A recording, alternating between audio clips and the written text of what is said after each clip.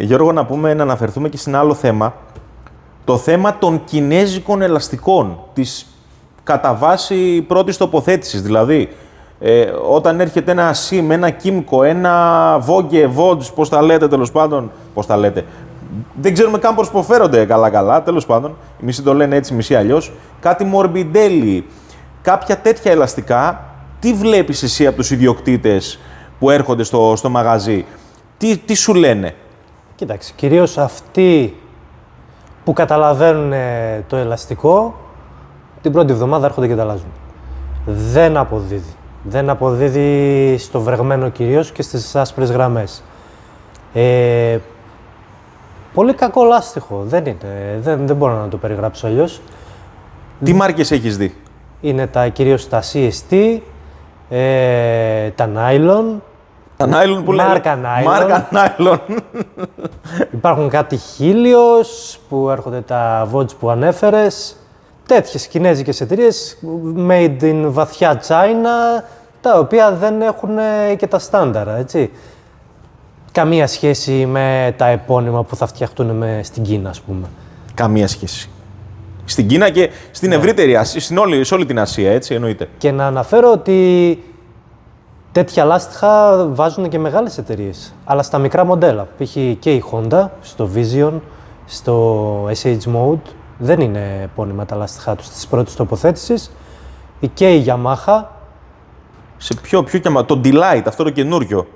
Το Delight δεν έχει πάρα πολλά μοντέλα Yamaha, αλλά όντως και η Yamaha το κάνει. Γενικά όλες οι μεγάλες εταιρείες, τα μικρά τους, τα 100, τα 50, τα 110, θα τα φέρουν με λάστιχα οικονομικά. Συν ότι κατασκευάζονται και εκεί πέρα, οπότε είναι αυτό που είπαμε πριν. Κοντινό εργοστάσιο, μειώνουμε τα κόστη. Τα κόστη μεταφοράς και γενικά το κόστος του δικύκλου, έτσι. Μαξίς επίσης. Μαξίς, μπράβο. Μαξίς. Κέντα. Κέντα. Αυτά δύσκολα θα τα βρείτε στην αγορά της Ελλάδας. Υπάρχουν κάποιοι που τα εισάγουν, αλλά πολύ μικρή διαφορά στην τιμή για την ποιότητα. Δεν αξίζει δηλαδή να κάνουμε οικονομία 50, 20, 30 ευρώ από το να βάλουμε το επόμενο αντίστοιχο επώνυμο. Πάρα πολύ σωστά, πάρα πολύ σωστά. Ακριβώς αυτά ήθελα να πω και εγώ, ειλικρινά. Δεν αξίζει αυτή η οικονομία, ρε παιδιά. Δεν αξίζει να κάνετε οικονομία 20, 30, 50 ευρώ σε ένα σκούτερ τώρα, το οποίο είσαι πάνω του, πηγαίνεις για τη δουλειά σου, εξυπηρετείσαι, κάνεις. Είναι επαγγελματικό πολλές φορές, έτσι. Δεν υπάρχει λόγος. Το Liberty το καινούριο, έτσι. Το Liberty το καινούριο έρχεται με ό,τι να είναι λάστιχα. Αυτό το μικρό είναι, το 125. Το 125, βεβαίως. Το 125. Και αυτό που κατασκευάζεται, λογικά Κίνα. Μπορεί, ας πούμε, να πηγαίνει 80% κατασκευή Κίνα και μετά έρχεται και βαφτίζεται ευρωπαϊκό. Γίνεται η τελευταία. Το μοντάρισμα, το τελευταίο. Το τελικό μοντάρισμα εδώ πέρα, ναι, και βαφτίζεται ιταλικό ή ευρωπαϊκό ή ό,τι θέλεις. Ναι. Γενικά, εγώ να σου πω την αλήθεια, διασκεδάζω με τους ανθρώπους που έρχονται με Vogue, με SIM, με αυτά τα μηχανάκια. Έχουν κάνει 50 χιλιόμετρα, έχουν καταλάβει αυτό που λες, ότι γλιστράει, δεν είναι καλό το λάστιχο, έρχονται και λένε πόσο κάνουν τα καινούρια, παράδειγμα 150 ευρώ. Σε ρωτάνε, η επόμενη ερώτησή τους είναι... Τα δικά μου τα κρατάς? Ναι, επειδή έχουν 50 χιλιόμετρα, τα δικά μου τα κρατάς? Όχι, παιδιά, δεν θα τα ζητήσει κανείς.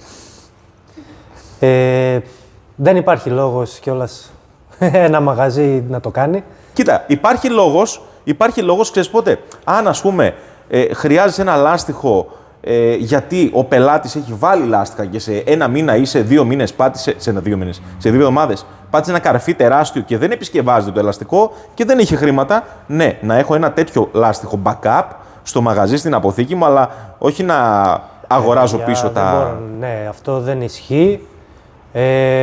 Και έχω να σου πω ότι η αποθήκη μου είναι γεμάτη με τέτοια λάστιχα. Κρατάω πάντα 2-3 έτσι για ώρα ανάγκης και τα υπόλοιπα τα δίνω. Ανακύκλωση. Δεν αξίζει να τα κρατήσω, μου πιάνουν χώρο. Δεν θα τα ζητήσει κανείς, μόνο στην ώρα ανάγκης. Και αυτοί που θα το βάλουν στην ώρα ανάγκης, μετά από μια εβδομάδα θα έρθουν να μου πούνε «Δεν μ' άρεσε, βάλε μου κάτι επώνυμο». Υπάρχουν κάποιοι όμως που τα χρησιμοποιούν, έρχονται με 15.000 χιλιόμετρα και βέβαια. Είναι τυχεροί άνθρωποι, δεν έχουν πέσει ακόμα, αλλά εντάξει. Ό,τι και να τους πουλήσεις αυτούς, θα είναι ευχαριστημένοι μετά. Ναι, εκτός από τύχη, για να μην πέσεις με τέτοια λάστιχα, τα κινέζικα, το τονίζουμε, μιλάμε για τα κινέζικα πρώτης τοποθέτησης, έτσι. Πρέπει να είσαι τυχερός για να μην πέσεις και επίσης η άποψή μου πρέπει να είσαι και ένας οδηγός χωρίς εμπειρία. Δηλαδή, ούτε θα πλαγιάσεις ιδιαίτερα, ούτε θα πατήσεις γκάζι, φρένο, δεν θα πατήσεις φρένο απότομα, ούτε θα επιταχύνεις πολύ απότομα. Είναι γενικά για τους οδηγούς κάτω του μέσου όρου οδηγικών δυνατοτήτων και οδηγικών ικανοτήτων. Ναι, κυρίως είναι αυτοί που δεν έχουν μεγάλη εμπειρία για να καταλάβουν τη διαφορά. Άμα ξέρεις, θα τα αλλάξεις. Τώρα, οι άλλοι μισοί έχουν πέσει και έρχονται και τα αλλάζουν. Αυτό ήθελα να πω. Όταν λοιπόν παίρνετε ένα Vogue και έχει τόσο χάλια λάστιχα, σας λέμε, πάρα πολλοί έρχονται σε μία εβδομάδα και τα αλλάζουν, έτσι. Έχουν τόσο λοιπόν χάλια λάστιχα. Υπολογίστε στο κόστος αγοράς ότι πρέπει να βάλουμε άλλα 150, 200, 170, όσο κάνουν τα δύο λάστιχα μαζί με την αλλαγή. Δηλαδή, δεν θα το χρησιμοποιήσετε. Στον πρώτο χειμώνα δεν υπάρχει περίπτωση, θα έρθετε σε κάποιο μαγαζί και θα τα αλλάξετε. Θα ζητήσετε αλλαγή. Η υπόψη είναι ότι για αυτές τις εταιρείες που μιλάμε, για τις κατασκευάστριες των μηχανών, ισχύει αυτό, βάζουν κινέζικα λάστιχα, αλλά τα μεγάλα τους, πολλές, βάζουν επώνυμα. Αυτά τα Vogue που ανάφερες έρχονται με Pirelli, με Metzeler, τα μεγάλα τους. Εκεί τα προσέχουν. Πάρα πολύ σωστά. CF Moto όμως, η CF Moto τι βάζει? Αν δεν κάνω λάθος, σίγουρα ανώνυμο, αλλά δεν θυμάμαι. Νομίζω CST είναι γι' αυτό. CST, πρέπει να είναι CST. Δεν θυμάμαι, πάντως είναι ανώνυμο σίγουρα στην CF Moto. Εγώ ήθελα να πω και κάτι άλλο. Γι' αυτό τον nylon που αναφέραμε 2-3 φορές τώρα στο βίντεο. Το nylon, αυτό εδώ έρχονται η λέξη nylon. Τι είπαμε προηγουμένως, ότι τα λινά των ελαστικών πάρα πολλές φορές είναι από nylon. Το nylon είναι ένα πολύ ανθεκτικό υλικό, το οποίο όντως χρησιμοποιείται από πολλούς κατασκευαστές επώνυμους στην κατασκευή του σκελετού. Στα λινά που λέμε, έτσι. Τώρα, οι Κινέζοι πριν χρόνια είχαν τόσο κακό marketing, που τι κάνανε για να πούνε ότι ξέρεις τι, και εμείς φτιάχνουμε λινά από νάιλον, το γράψανε πάρα πολλοί από αυτούς, το γράψανε με μεγάλα γράμματα, νάιλον, ως διαφήμιση. Και αυτό ουσιαστικά τι έγινε, ήτανε θέμα του marketing, έτσι, ήτανε πρόβλημα του marketing. Δεν κατάλαβε το marketing, ξέρεις τι, αυτό δεν πρέπει να το γράψεις έτσι. Και όλοι συνδυάσανε, οι αναβάτες που έχουν πρόβλημα με τέτοια λάστιχα, γιατί γλιστράνε ιδιαίτερα πολύ, το συνδυάσανε ότι ξέρεις τι, έχω νάιλον ελαστικά. Το νάιλον δεν χρησιμοποιείται στη γόμα. Είναι τεχνικά αδύνατο να φτιάξει ένα λάστιχο από νάιλον. Ακριβώς. Δεν γίνεται, είναι άλλο υλικό. Καουτσούκ είναι και αυτό απ' έξω. Αυτό. Κακής ποιότητας. Κακής ποιότητας και ίσως χρησιμοποιούν περισσότερο συνθετικό καουτσούκ από ότι φυσικό καουτσούκ, έτσι. Άλλο αυτό. Αλλά το νάιλον, όταν βλέπετε νάιλον, εκτός ότι υπάρχουν και κάποια λάστιχα που ανέφερε ο Γιώργος πριν, που γράφουν νάιλον σαν μάρκα, έτσι, υπάρχει αυτό εδώ. Νάιλον λέει μάρκα, αντί για Dunlop που γράφει νάιλον. Τέλος πάντων, αν δείτε σε κάποιο CST, σε κάποιο άλλο ελαστικό, να γράφει νάιλον, από νάιλον είναι τα λινά του συνήθως. Μία από τις σειρές ή δύο ή όσες σειρές έχει, μπορεί η μία να είναι από νάιλον. Και αυτό το θεωρούν οι Κινέζοι διαφήμιση. Ακόμη το θεωρούν. Δεν έχει αλλάξει αυτή η λογική, αλλά για τα ευρωπαϊκά δεδομένα είναι ένα πολύ κακό φαινόμενο για αυτούς, έτσι. Γιατί κανένας δεν αγοράζει τέτοια λάστιχα. Για τα μεγάλα που ανέφερες, τις μεγάλες μηχανές, θεωρώ ότι οι μηχανές που έρχονται με κινέζικα, οι μηχανές εννοώ οι μοτοσικλέτες, έτσι. Δεν μιλάω για σκούτερ, δεν μιλάω για παπί. Οι μοτοσικλέτες που έρχονται με τέτοια ελαστικά, ανώνυμα, CST κτλ. Φίλε μου Γιώργο, ειλικρινά, δεν οδηγείται μια τέτοια μηχανή να το πω έτσι, δεν σου φέρνει μία σιγουριά στην οδήγηση. Δεν είσαι σίγουρος όταν θα μπεις στη στροφή, όταν θα στρίψεις, όταν θα είσαι σε μια λίγο πιο επικίνδυνη κατάσταση. Δεν έχει απόδοση. Δεν έχει απόδοση το ελαστικό. Δεν σε εμπνέει εμπιστοσύνη. Ακριβώς. Δεν μπορείς να εκμεταλλευτείς την μηχανή σου όπως πρέπει. Αλλά ας θυμηθούμε ότι φταίνε και λίγο οι δρόμοι. Σίγουρα, γι' αυτό πρέπει να έχουμε πολύ καλά λάστιχα. Στη μεγάλη μοτοσυκλέτα πρέπει να έχουμε πολύ καλά λάστιχα. Μπράβο στους κατασκευαστές που βάζουν επώνυμα ελαστικά και είναι κυρίως σε Μέτζιλερ και Πιρέλι, διότι προς τα εκεί κατασκευάζονται και αυτά τα... Ναι, είναι κοντά, ναι. Είναι κοντά στα εργοστάσια τους.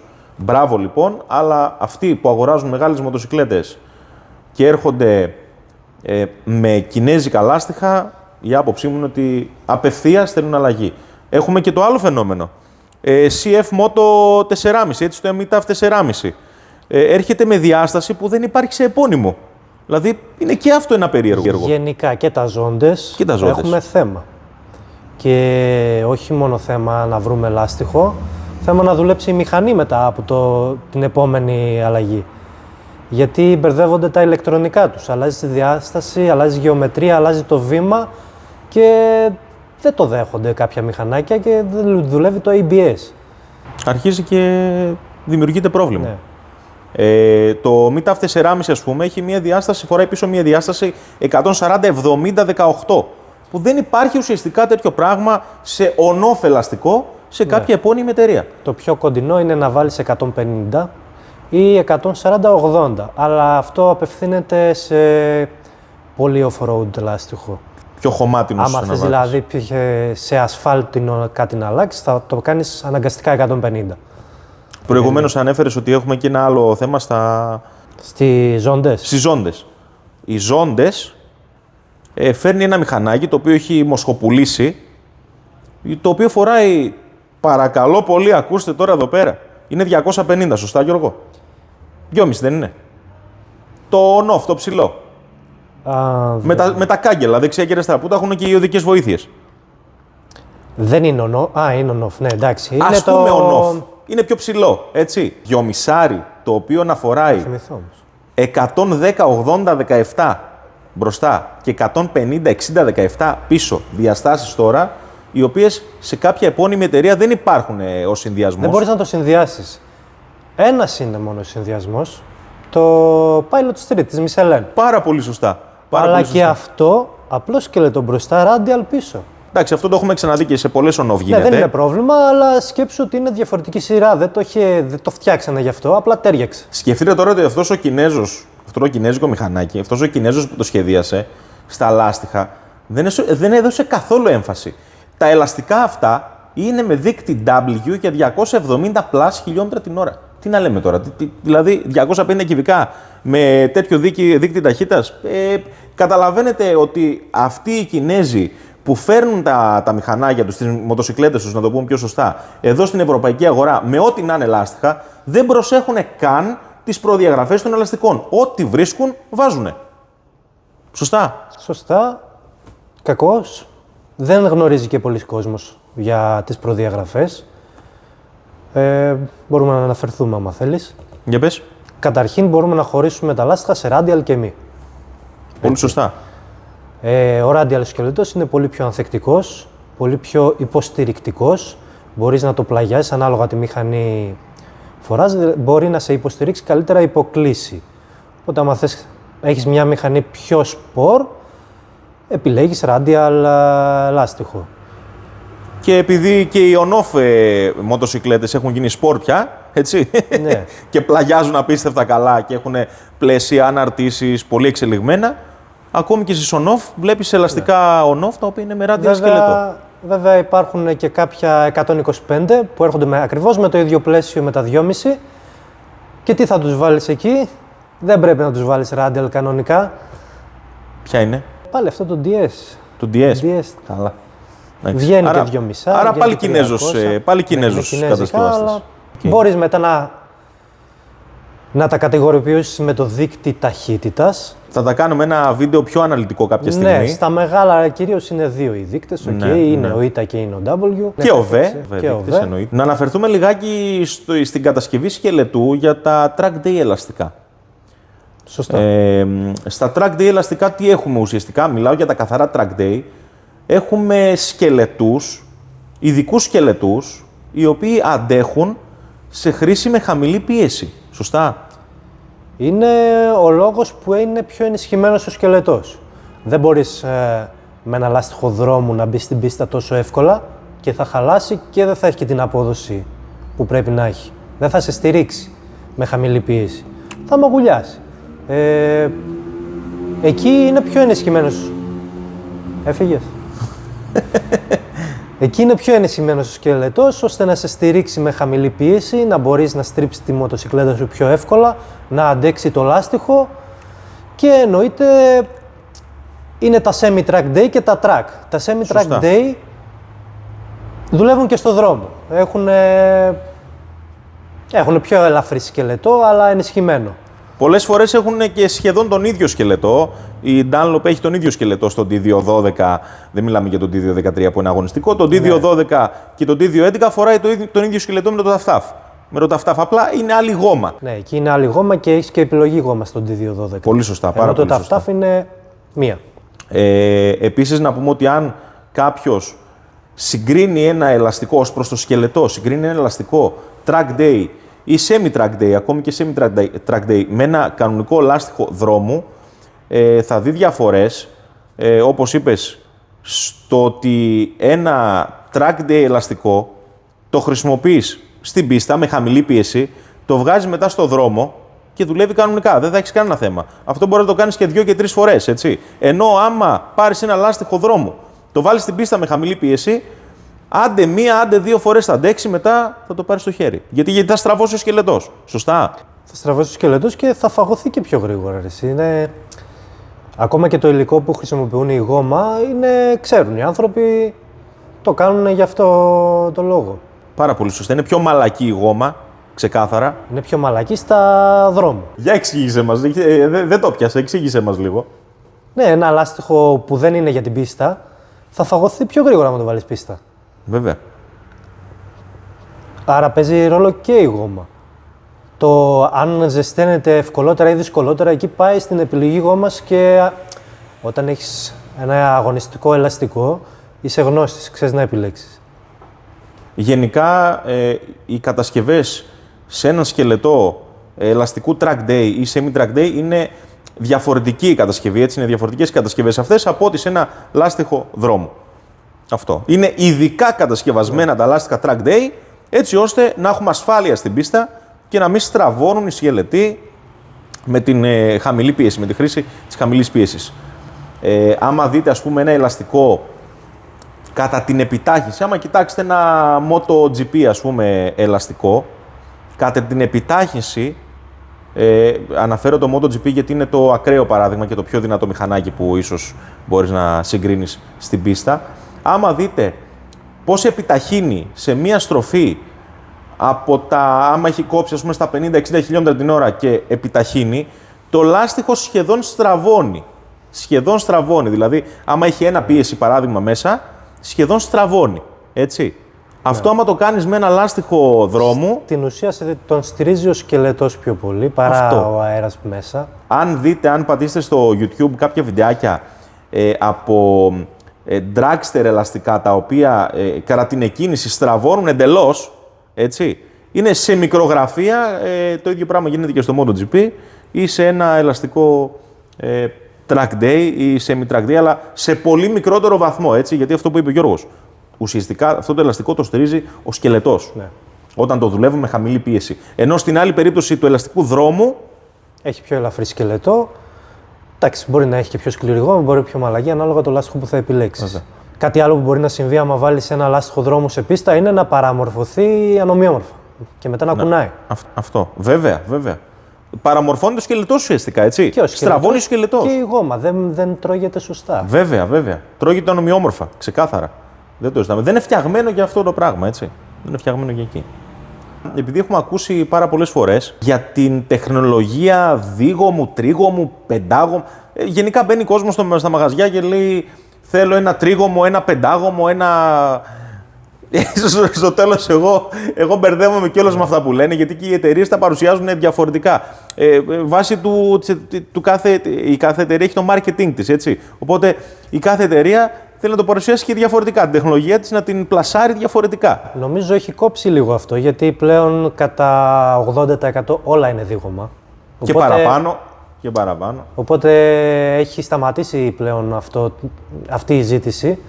Υπάρχουν λοιπόν λάστιχα που δεν είναι δείγωμα πλέον, αλλά έχουν τεχνολογία δείγωμου. Δεν θα τελειώσουν τόσο γρήγορα στο κέντρο, μπορούν να βγάλουν και ταξίδι, μπορούν να αντέξουν και βάρος.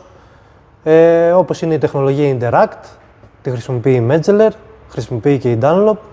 Αντίστοιχη τεχνολογία.